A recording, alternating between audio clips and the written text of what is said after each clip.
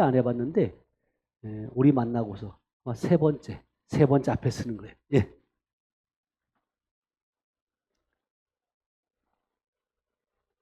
마이크 키고. 예. 네. 저는 50살이 다 돼서 하나님을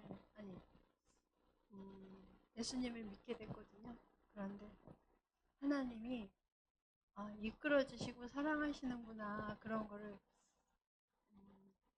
새삼 요즘 이제 느끼고 있거든요. 그런데 제가 이제 간단히 말씀드릴게요. 제 삶이 간증거리예요. 말을 하자면 날 세고 해도 모자랄 정도 하나님의 일하시는 경험을 굉장히 많이 했거든요. 이제 짧게 지금 이제 요즘 있어 일어나는 일들만 말씀드릴게요. 지난 2주 전이죠. 증평에서 오자마자 이제 찬양을 하는데 그냥 손을 들어 성령의 불이 들어오는 것처럼 온 열 손가락이 막 뭔가 뭉텅이같이 커져 느낌으로 그래서 손을 내리면 그 느낌이 없어요. 그래서 찬양을 들고 손을 들고 찬양을 하는데 너무 은혜가 쏟아지고 눈물이 막 가슴이 벅차고 막 감동이 밀려오고 은혜가 막 넘치는 거예요. 그런데 이제 앉자마자 예배가 시작됐는데 한 3분도 안 됐는데 눈이 이쪽이 간질간질해요. 그래서 이 손으로 이렇게 해고 났더니 눈이 제가 이제 눈이 정면으로 정상으로 돌아오는 거예요. 2주 전에. 근데 제 눈이 어땠냐면은 만 2년 전에 코로나 시작될 때 갑상선이 굉장히 상태가 안 좋은데 백신을 맞고 이 눈이 백신 맞고 이틀 동안 눈이 너무 터지게 아파서 엎드려 이걸 누르고 잤어요. 눈이 너무 아파가지고 막 죽게 아팠어요. 근데 그러더니 이 눈이 사팔이 됐었거든요. 근데 사팔이 됐는데 그렇게 걱정이 되고 근심이 돼야 되는데 근심 걱정은 단 한 번도 없었어요. 지금까지도. 근데 제가 세상적인 생각이라면 막 시리에 빠지고 막 우거지상이 돼야 되는데 하나님 함께 해주셨는지 근심 걱정 없이 근데 고쳐는 주시겠구나 막연하게 그런데 만 2년이 넘도록 안 고친 지 굉장히 오랜 시간이었잖아요. 그런데 전복자 원사님께서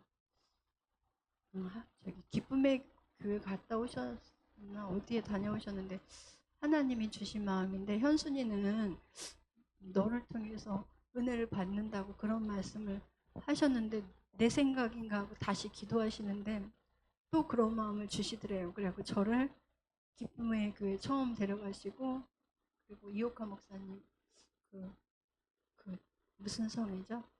목회자 성회 때 거기도 데려가 주시고 그러면서 이제 여기까지 오게 됐거든요.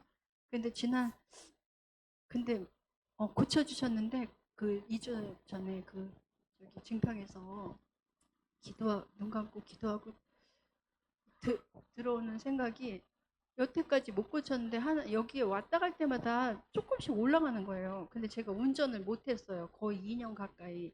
눈이 사팔이니까 한눈으로 하기가 너무 불편한 거예요. 가까운 거리는 해도 이렇게 가리고 눈딱지 가리고 처음에 올 때도 눈 가리고 왔을 거예요. 아마 제가 처음에 여기 올 때. 근데 여기 참에 참석하고 올라갈 때마다 눈이 조금씩 올라가더라고요. 그래서 목사님의 저기 영성이 대단하시구나 이제 이렇게 믿고 2년 동안 못 고쳤으니 여기서 고친 거 확실한 거예요. 올라갈 때마다 그리고 막 기쁨이 넘치고 그때도 앞에 나와서 잠깐 말씀드린 적이 기도 간증한 적 있잖아요. 그런데 하나님이 고쳐주시는데 내 안에 들어온 생각이 목사님의 그 능력도 대단하시지만 회개 제가 막 회개를 하게 하시더라고요. 막 정말 캐캐먹을 한 번도 생각하지 못했던 막 20, 30년 전 그 작은 것 어릴 때부터 그런 회개를 맨날 내려올 때마다 했어요. 그리고 기도를 평소 때 제가 못하니까 많이는 못했는데 오기 직전 전날부터는 막 간절하고 절박하고 그러면 하나님이 그 회개 그 잘못했던 그런 게 죄인지도 몰랐던 걸 모든 걸 막 떠올리게 해서도 막 회개를 했더니 고쳐주셨는 거예요. 제가 말한다. 그래서 감동이 밀려왔어요. 그러면서 그렇게 올라갔는데 나 나가서 간증해야지. 그리고 이 대본 없이도 말을 잘할 것 같이 이제 그러고 있었거든요. 그런데 이제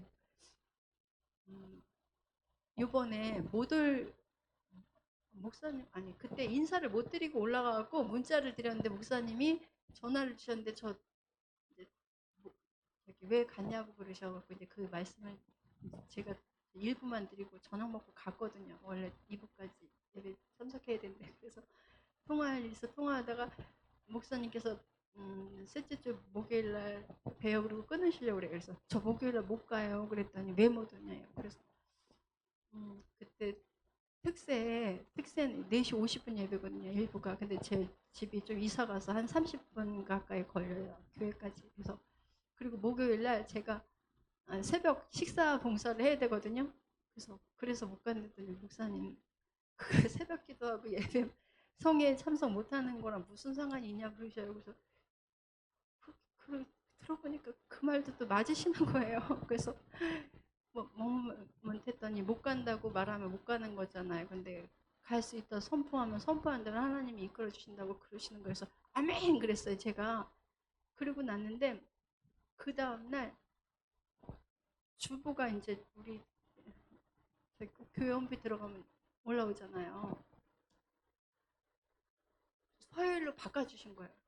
근데 아, 원래 오늘 제가 새벽 저기 식사 봉사를 하면은 너무 피곤해서 한 교회 4시 전까지는 가야 되거든요.